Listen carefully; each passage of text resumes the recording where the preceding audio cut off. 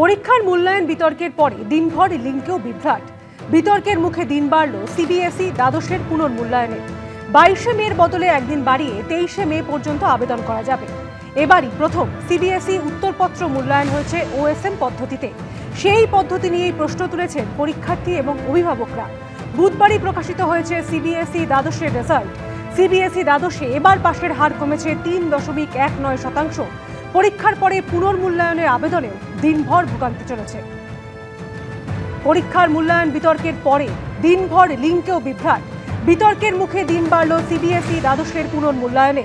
22শে মের বদলে একদিন বাড়িয়ে 23শে মে পর্যন্ত আবেদন করা যাবে।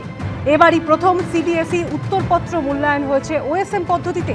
আর সেই পদ্ধতি নিয়েই প্রশ্ন তুলেছেন পরীক্ষার্থী এবং অভিভাবকরা।